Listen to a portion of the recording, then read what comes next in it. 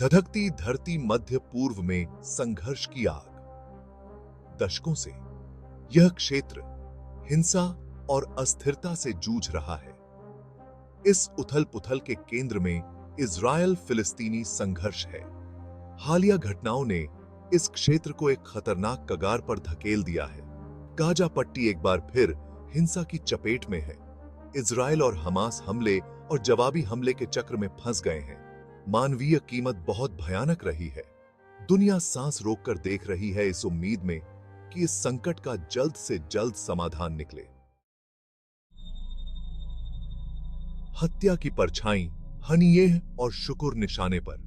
Tehran में Hamas नेता इस्माइल हनीयेह और बेरूत में हिजबुल्लाह कमांडर फौद शुकुर की हत्याओं ने पूरे मध्य पूर्व में सदमे की लहरें भेज दी। हनीयेह एक बम विस्फोट में मारे गए थे, जिसे ईरान ने इजराइल पर आरोप लगाया। शुकुर को एक अलग घटना में निशाना बनाया गया था। इजराइल ने हत्याओं की जिम्मेदारी नहीं ली है, लेकिन हमलों को क्षेत्र में वृद्धि के रूप में देखा गया है। गाजा आग की चपेट में।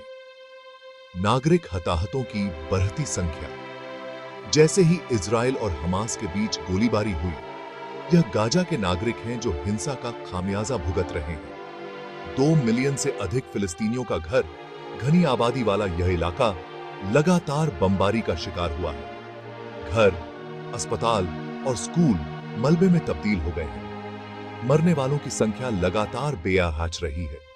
हजारों निर्दोष पुरुष, महिलाएं और बच्चे इस गोलीबारी में फंस गए हैं। अस्पताल हताहतों की आमद से जूझ रहे हैं। मानवीय संकट की भयावहता के कारण उनके संसाधन कम पड़ रहे हैं। भोजन, पानी और चिकित्सा आपूर्ति खतरनाक रूप से कम होती जा रही है। गाजा में स्थिति गंभीर है, जो संघर्ष की मानवीय कीमत की एक कड़ी याद दिलाती है। फिलिस्तीनी लोगों की पीड़ा को कम करने और आगे रक्तपात को रोकने के लिए अंतर्राष्ट्रीय समुदाय को तेजी से और निर्णायक रूप से कार्य करना चाहिए। आंख के बदले आंख। ईरान ने बदला लेने की कसम खाई। इस्माइल हनीयेह की हत्या ने ईरान में रोष पैदा कर दिया है। ईरानी नेताओं ने उनकी मौत का बदला लेने की कसम खाई है और तेज और जोरदार प्रतिक्रिया का वादा किया है। इस हमले की व्यापक रूप से राज्य प्रायोजित आतंकवाद के कृत्य के रूप में निंदा की गई है, जिससे ईरान और इजराइल के बीच तनाव और बढ़ गया है। ईरानी प्रतिशोध का खतरा पूरे क्षेत्र पर मंडरा रहा है। इजराइल ने अपनी सेना को हाई अलर्ट पर रखा है, जो संभावित हमलों के लिए तैयार है। एक व्यापक क्षेत्रीय संघर्ष का भूत, जिसमें महाशक्तियां शामिल हो सकती हैं और जिसके विनाशकारी परिणाम हो सकते हैं, बहुत बड़ा है। हत्या पर ईरान की प्रतिक्रिया देखी जानी बाकी है, लेकिन एक बात स्पष्ट है, हनीयेह की हत्या ने पहले से ही अस्थिर मध्य पूर्व में एक खतरनाक नया अध्याय खोल दिया है। भाग 5। अंतरराष्ट्रीय निवेदन। संयम और तनाव कम करने की अपील। जैसे जैसे मध्य पूर्व में स्थिति अराजकता की ओर बढ़ रही है, अंतरराष्ट्रीय समुदाय संयम और तनाव कम करने की अपनी अपील में मुखर रहा है। विश्व नेताओं ने दोनों पक्षों से सावधानी बरतने और ऐसे कामों से बचने का आग्रह किया है जिनसे तनाव और भड़क सकता है। संयुक्त राष्ट्र सुरक्षा परिषद ने संकट का समाधान करने के लिए आपात बैठकें की हैं, लेकिन अब तक एक प्रस्ताव पर आम सहमति बनाने के प्रयासों को स्थायी सदस्यों के बीच मतभेदों से बाधित किया गया है। इजराइल के प्रबल सहयोगी संयुक्त राज्य अमेरिका ने गाजा में हिंसा की निंदा करने के प्रयासों को अवरुद्ध कर दिया है। कूटनीतिक गतिरोध के बावजूद अंतरराष्ट्रीय समुदाय को युद्ध विराम कराने और संघर्ष को पूर्ण विकसित क्षेत्रीय युद्ध में बदलने से रोकने के अपने प्रयासों को नहीं छोड़ना चाहिए। इस संकट को बढ़ने देने के लिए दांव बहुत ऊंचे हैं। भाग 6। एक नाजुक शांति भंग। संकट में युद्ध विराम वार्ता।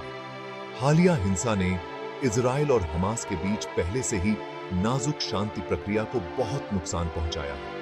मिस्र में चल रही युद्ध विराम वार्ता अनिश्चित काल के लिए स्थगित कर दी गई है।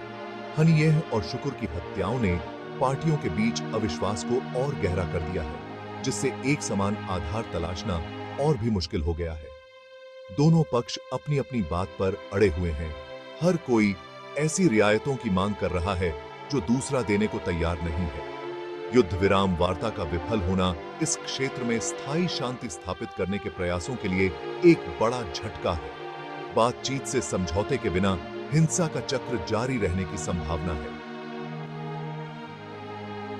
जिसमें और निर्दोष लोगों की जान जाएगी और दो राज्य समाधान का सपना और दूर होता जाएगा। हालिया हत्याओं और गाजा में जारी हिंसा के मद्देनजर इजराइल को हाई अलर्ट पर रखा गया है। प्रमुख शहरों और कस्बों में भारी सैन्य उपस्थिति के साथ पूरे देश में सुरक्षा कड़ी कर दी गई है। इजरायली जनता ईरान या उसके समर्थकों के संभावित जवाबी हमलों के लिए तैयार है। कुछ इलाकों में स्कूल बंद कर दिए गए हैं और सार्वजनिक समारोहों को रद्द कर दिया गया है। भय स्पष्ट है, जो अनिश्चित सुरक्षा स्थिति की निरंतर याद दिलाता है। इजरायली सरकार ने अपने नागरिकों की रक्षा करने और किसी भी आक्रामकता का मुंहतोड़ जवाब देने की कसम खाई है, लेकिन निरंतर सतर्कता की स्थिति राष्ट्र के मानस पर भारी पड़ती है, जिससे भय और संदेह का माहौल बनता है। इजराइल और हमास के बीच संघर्ष कोई अलग-थलग घटना नहीं है। यह व्यापक अस्थिरता और तनावों का एक लक्षण मात्र है, जो मध्य पूर्व को त्रस्त करते हैं।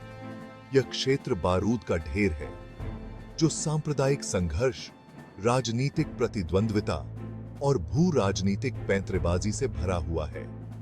सऊदी अरब और ईरान के बीच प्रतिद्वंद्विता, जो प्रभुत्व के लिए होड़ कर रहे दो क्षेत्रीय दिग्गज हैं, ने तनाव को और भड़का दिया है। सीरियाई गृहयुद्ध, जो अब अपने 12वें वर्ष में है, ने एक मानवीय तबाही पैदा कर दी है और पूरे क्षेत्र को अस्थिर कर दिया है। और आईएसआईएस जैसे चरमपंथी समूहों के उदय ने संघर्ष में एक नया और भयावह आयाम जोड़ दिया है। मध्य पूर्व एक चौराहे पर है।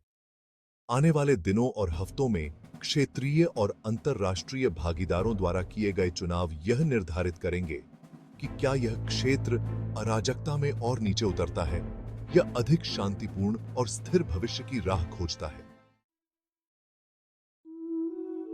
उस अंधेरे के बावजूद जो मध्य पूर्व को अपनी चपेट में लेता दिख रहा है, उम्मीद की किरणें हैं।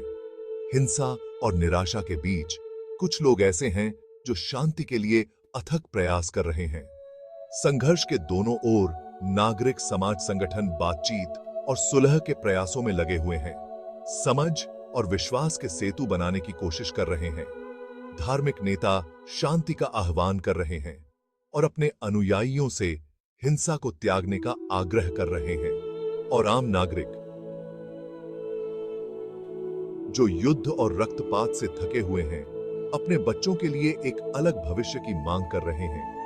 शांति की राह लंबी और कठिन होगी, जो बाधाओं और असफलताओं से भरी होगी, लेकिन जब तक ऐसे लोग हैं जो उम्मीद नहीं छोड़ते, मध्य पूर्व में एक न्यायपूर्ण और स्थायी शांति का सपना जीवित है।